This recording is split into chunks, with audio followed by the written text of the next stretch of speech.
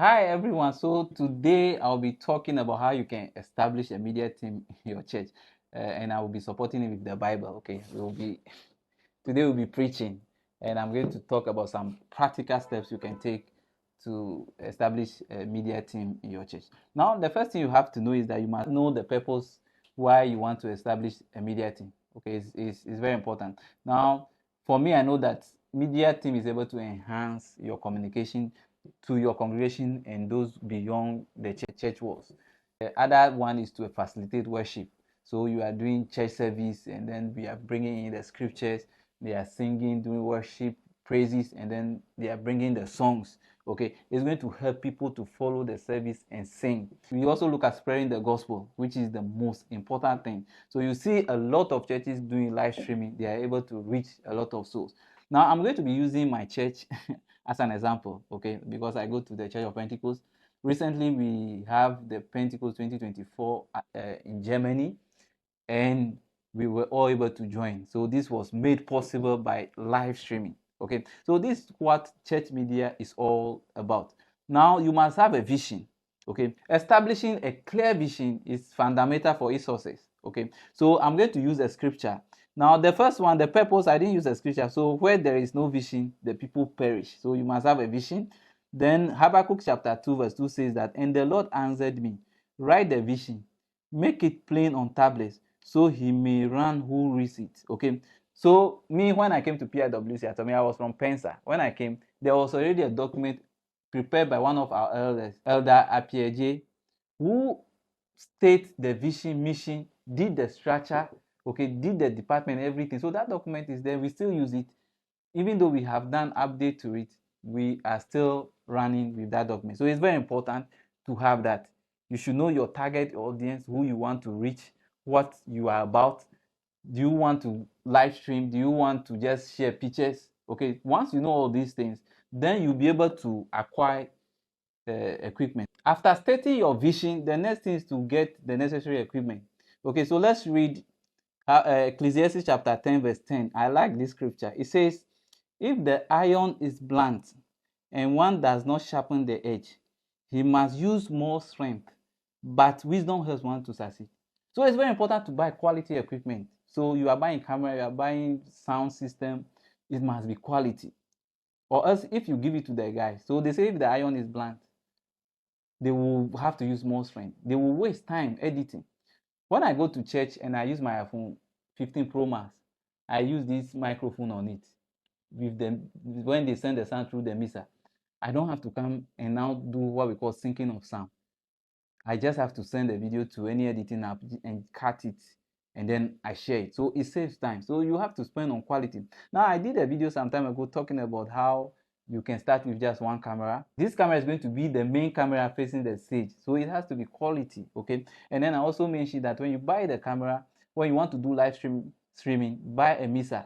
Once you buy the mixer, it gives you the ability to upgrade later. Okay, so that is also very important. Buy quality equipment. Don't look for any cheap equipment to buy for your church. Buy a quality one. I remember I was somewhere one time and this pastor went to buy equipment, and without consultation, he didn't consult the media team.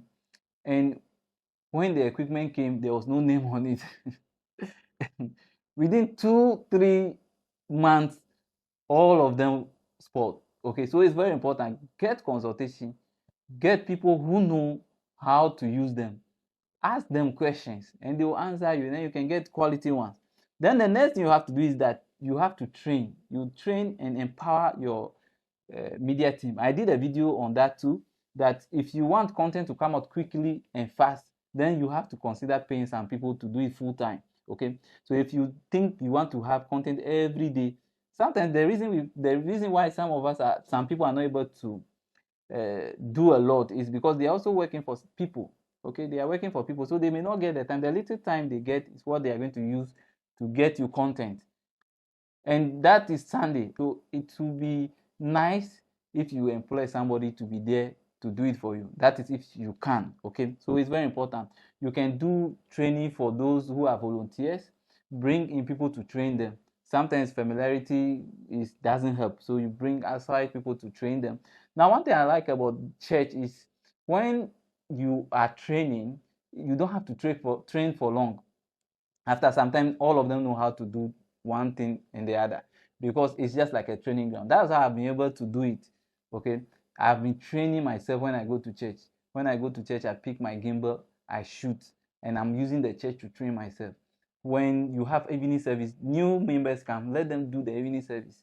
Okay, let them do the smaller ones. After some time, you see that they'll be good, and then you can let them do the bigger programs. So it's very important. Then the other things that you have to create engaging content. There are times that I remember when we were doing Pensa ITI, there are some messages that will sell very fast. It's not everybody you have to bring to preach. I know I shouldn't talk about this, but I have to. Okay, it's not everybody who is good doing live streaming. It's not everybody who can bring on the screen to do that. So it's very important to create quality content. It should be engaging. Okay, it should be engaging. So that is also very important. Now you have to also integrate your media into worship services. So for example, you can use Easy Worship to do your lyrics when they are singing. When they are reading the Bible verse, you bring it on the screen. We even started with Super Source. You have the preacher at one side, you have the scripture at one side. It's also very important. Okay, so you have to look at that. Then you engage the community. The community is talking about those who are on social media. We will have challenge with people. People will bring comment. You have to engage them and all of that. So these are some of the things you have to consider. Now, the last one that I have to talk about is evaluating and then improving. When we look at Proverbs chapter 27, verse 17, say, iron sharpeneth iron, and one man sharpeneth another. So you get feedback. You look at the feedback and you work towards. There are some feedback that will come. You will know that if this feedback is good or not. So you have to look at all of that. But in all, the Bible says that let us consider how to stir up one another to love and good works, not neglecting to meet together as in the habit of some, but encouraging one another, and all the more as you see the day drawing near. Okay, so there are people who will not come to church. Some have gone to work, some are busy. We have to bring the gospel close to them. Now, if you're able to put all this together, you'll be able to establish a very successful media team in your church. Kindly subscribe to my YouTube channel, as I'll be bringing you more videos on church media. Now, I'll also be organizing church media masterclass, and I'm still looking for a venue. So if you know any venue, kindly get in touch and I will give you a call. Thank you.